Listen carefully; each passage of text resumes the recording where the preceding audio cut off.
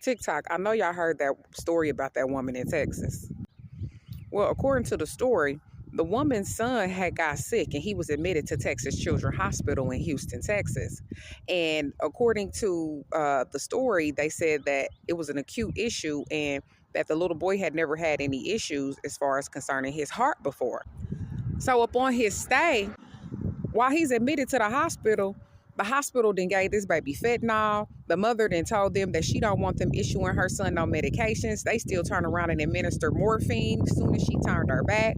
They are up here telling the woman that her son could possibly have all of these different heart conditions. And the long story short, the woman's son ended up being admitted to the hospital for 25 days, right? So finally, I believe it was on like January 31st of 2024. The woman goes up to the hospital and she tells them, listen, I'm ready to discharge my son. Y'all don't know what's going on with him, but keep in mind, her son is healthy at this time. He's rolling around in courts. He's ready to go home. The doctors had suggested that he may end up needing a procedure on his heart. However, when it came time for them to give the proper diagnosis and analysis, they said that the little boy didn't need any procedures because basically what they thought it wasn't. So because they couldn't come up with anything, they wanted the mother to leave her son in the hospital so that they could do genetic testing and continue to administer him harmful side effects or harmful medications that was giving him negative side effects. The mother said that the medications that they had him on were affecting his thyroid hormone level, was breaking his body out in severe rashes. He was having digestive issues, as well as having an excessive cough that he had never had before. So the mother says, okay, well, you can't determine what it is. I'm going to get a second opinion, but today I'm discharging my son, right? Tell me why when the mother is trying to discharge her son, they sending in all of these random nurses and a caseworker by the name of Rhonda Howard comes in and tells the woman, well, if you fill out an AMA form, because the woman's like, I need an AMA form. If you fill out this form, we're going to call CPS on you. I don't have to report you to CPS. So the mother's like, I don't care what y'all talk about. Y'all violate my rights. You know what I'm saying? Keep in mind, the woman is videotaping the whole entire ordeal. She's on TikTok Live. It's got over 6,000 people on there. Once they realize that they get once they realize that they on live, they throw the woman out the hospital with her son. Okay. But they still schedule her for a genetic testing appointment after she told them she didn't want no parts of it. After she leaves the hospital, well, actually, while she's still in the hospital, she serves them legal documents, basically of her religious standpoints. And she tells them, you know, you guys are violating my rights. You know, we got a problem. That same night, the woman files a grievance on everybody who participated in trying to keep her in the hospital. Now, keep in mind, the woman's son has trisomy 21. So they're using her son's diagnosis of trisomy 21 as a way to say that they're justified in their actions, or their diagnosis is correct simply because the woman's son has trisomy 21, right? But get this, that ain't it. Stay with me, y'all. On February 6th, a CPS worker comes to the woman's door by the name of Ebony Cobbins and tells her that she received a call that the woman has failed to pick up a prescription and failed to show up to a doctor's appointment. She then proceeds to ask, can she see the woman's children? The woman like, no, do you have a warrant? So because the woman refused to speak to her without a Fourth Amendment warrant or anything, the woman, Ebony Cobbins, issues a notice of removal for the 1-year-old boy, despite him being healthy, being safe, nothing being wrong with him. Did I tell y'all that this was all on camera? Once the woman tells them that they don't have a warrant, Cobbins asks her, does she want to voluntarily give her son? The woman like, fuck nah.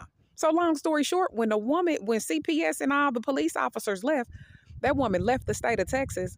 Tell me why on February 7th, the state of Texas issued an Amber Alert, alleging that this woman had kidnapped her own son, alleging that this woman's son was in severe medical condition and that he was in need of emergency medical care.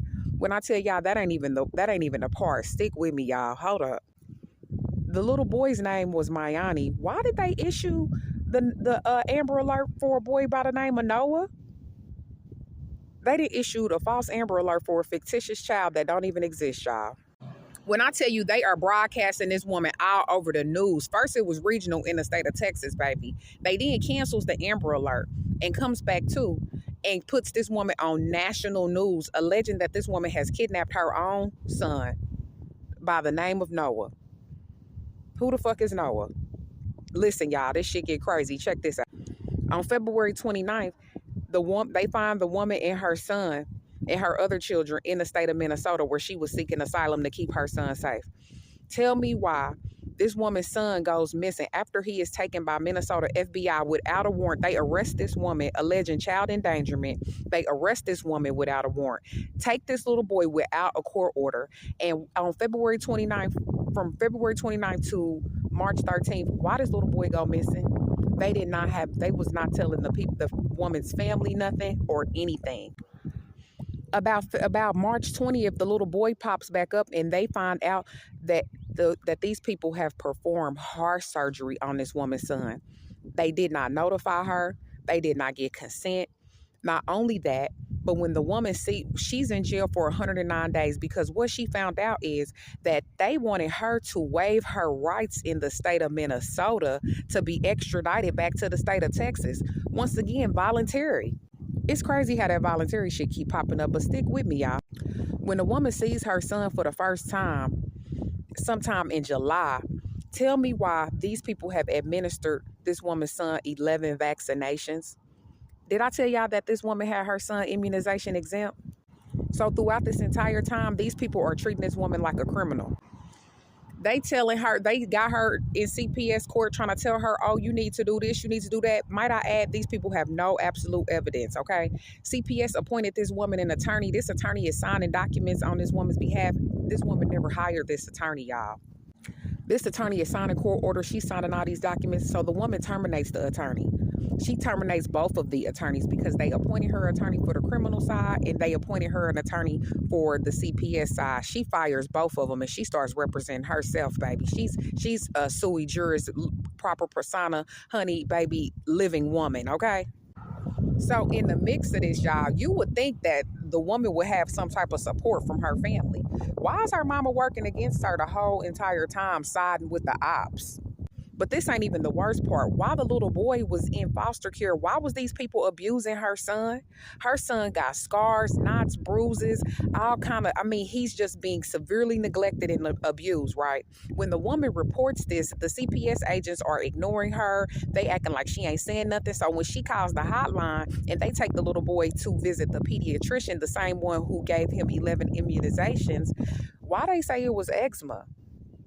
And tell the woman that she couldn't get no reports about the investigation. Keep in mind throughout this entire time, CPS or Harris County is not giving her no documents. She is getting no documents. Tell me why this woman just received the court order and all the documents, some of the documents that they've been filing without her seeing them January 2025, a whole year later. What? So this woman is literally walking up in courtrooms serving judges.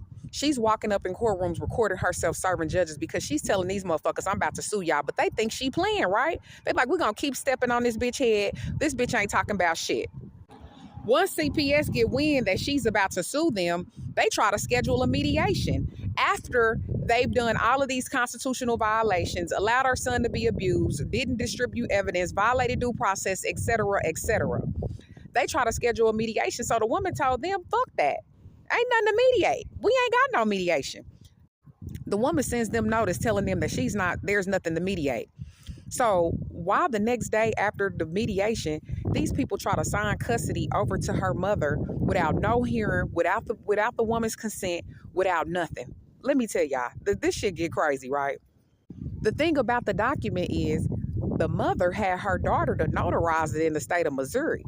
But a notary cannot notarize anything for immediate family. Can we say fraud in the court? Not only that, but the document was officiated in the state of Texas. They in Missouri. Let's get it together. Long story short, why on January 31st, 2025, this woman sues Texas for $14 billion for the medical kidnapping of her son? Man, listen, she a cold motherfucker. And you know who that woman is? That woman is me. Y'all stay tuned. I'm going to keep y'all in the loop.